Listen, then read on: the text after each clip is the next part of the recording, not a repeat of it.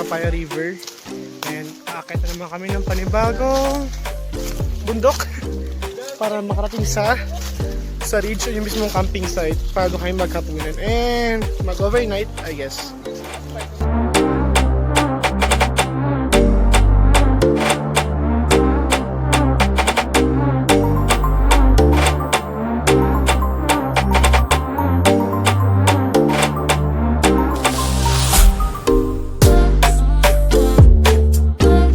Shit.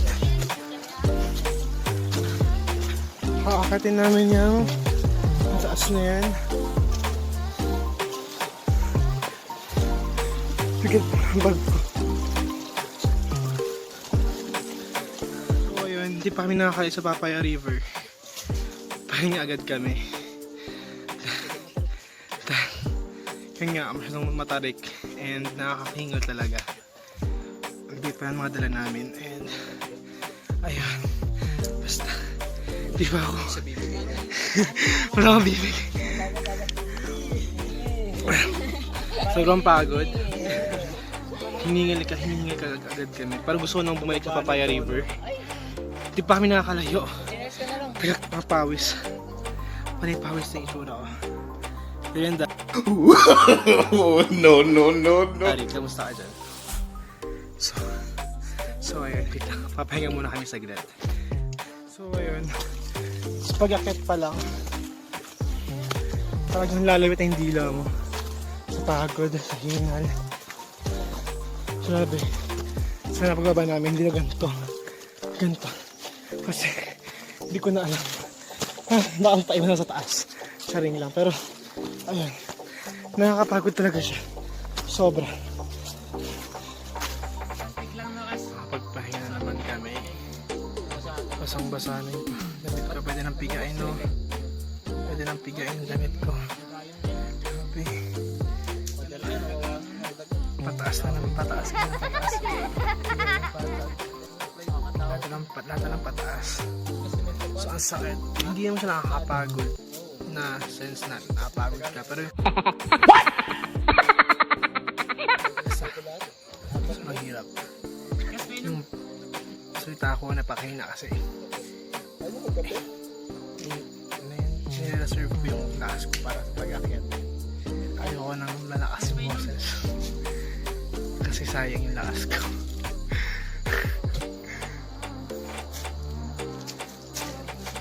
Wait lang. Shit, may unggoy guys. Guys,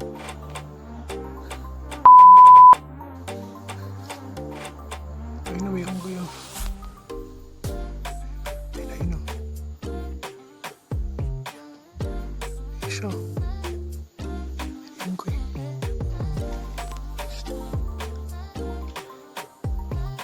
Ang galing, may unggoy. Another pahinga point na naman. Pahinga area. Pero padikitin na ano.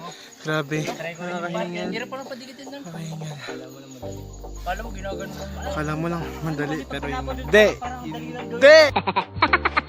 Sabi nila 20 minutes pa raw bago makakit sa taas. Nangyari sa akin nahulog na. Kaso bago pa dumating 20 baka patay na. Joke lang. Pero yun sobrang hirap. Hindi na sana yung katawan ko kasi tagal na nga yun, diba? Nakahuling ang kakit ko dito. So ayun, after 30 minutes na kwentuhan. Oh shit! No. Gago. Nantig pa kang bumaliktad.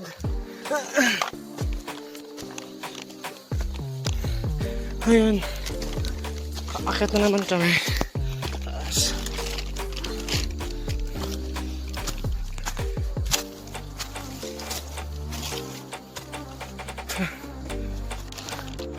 So ayun guys, grabe, konti na lang sa ridge. Ang liwanag.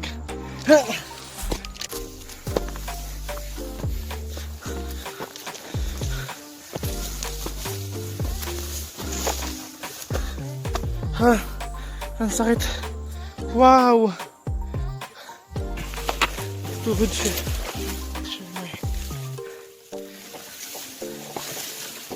Nagagapang na lang ako patak. Sabi.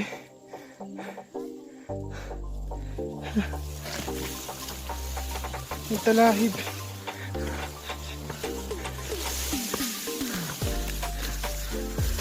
Kapit na yung ridge. Sa yung pinaka-camping site.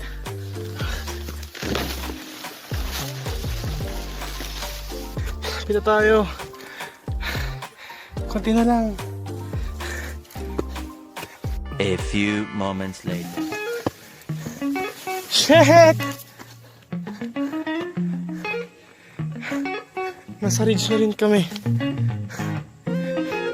Wow! Ano yan? Yun ang corridor island. Wow! Napapawakan na lang talaga. Sarap ng hangin.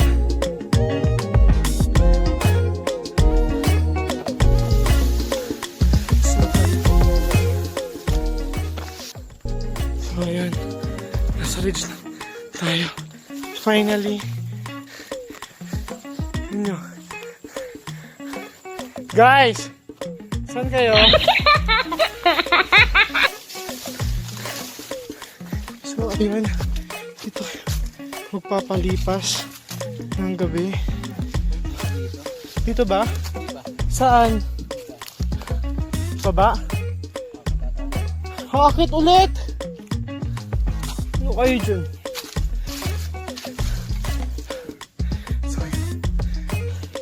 wait lang guys. Papahinga muna ako saglit. So, ayan, nakating namin sa mismo tatayuan namin ng tent and dito kami magpapalipas ng buong gabi.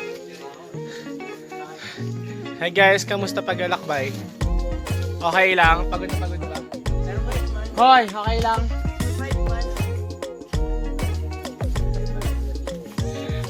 Ayan yung view ng mismong gagawin namin ng tent.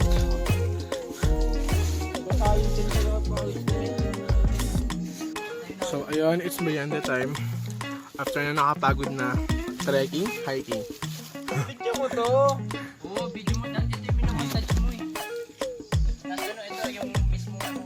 Baka naman. So ayun, tinatayo na yung tent.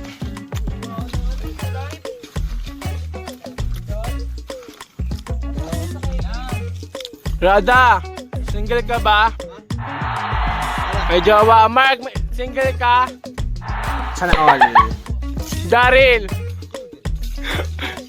Wow!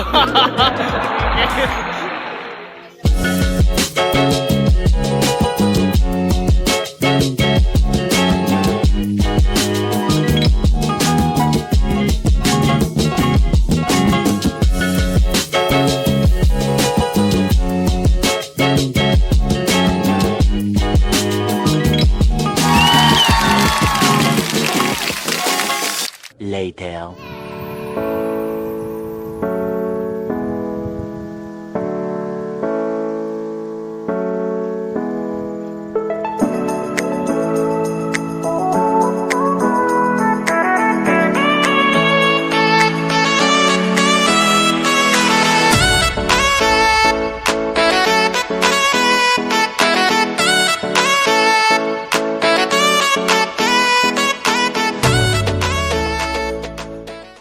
Ayan yung view ng bundok and ayun, sobrang relaxing and nakakakalma ng pakiramdam.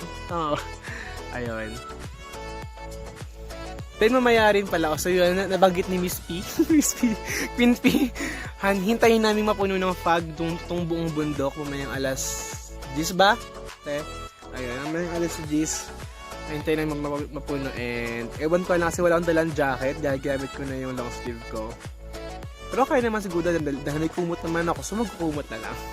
So yan naman, iba-vlog ko rin yun. Kaya na ang dami namin hinto-hinto, pahinga dahil nga sobrang pagod. Pero arsan dahil hindi naman kami nagmamadali dahil overnight naman kami rito. And bukas, ina-expect namin or plano namin na akyatin pa yung bundok na yun. Yung Summit 1, Summit 2 ba te? Summit 1, 2, and 3. Summit 1, 2, and 3 bukas. Patay namin yung puntahan. So, ayun. So, ano nga ba yung makikita sa view dito? Ayan, yung mismong bundok, yung mismong nakapaligid, yung virgin forest. Joke. Virgin forest ng Mt.Tarak. Ano talaga kasi pine-preserve and hindi hinahayaan na masira ng kung sino man. So, ayun. Ito yung pinakabundok sa pinakagilid. Ayan, yung pinakagilid, ayun. Saan siya? Ayan. Yung pinakagilid ay yung dagat. Dagat na yan. And tanaw mo yung Corregidor Island. And yung mga barako. Ang dami. So, pag nasa summit 1, 2, and 3 na kami, matanong na namin yung buong Bataan and makaratig na bayan. So, yan. Bukas na vlog ko rin yan. So, yun lang. Papakalma muna sa siguro ako. And ayun, para mawala yung stress, yung ganyan, yung mga yun, yung pagod, 'di ba? Para makapagpahinga din.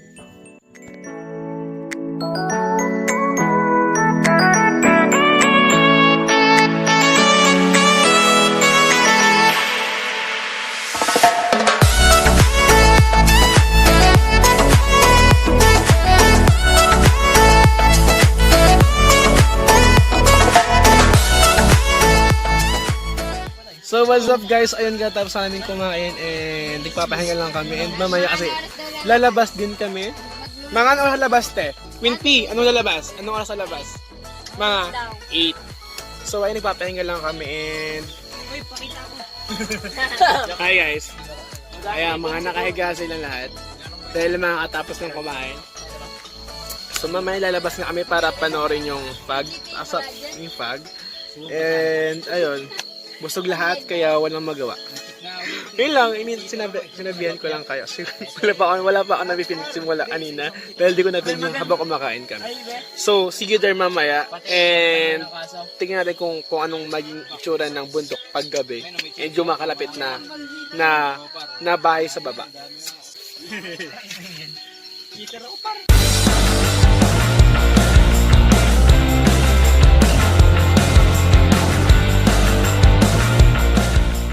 So yun guys, kakapasok lang ulit namin galing sa labas and hindi na ako nakapag-vlog kanina dahil masyadong madilim sa labas and ayun, medyo na-enjoy yung kwentuhan. So ayun, matutulog na kami ngayon and see you tomorrow. Bye bye. Ay, by the way, see you tomorrow and good night. Bye bye.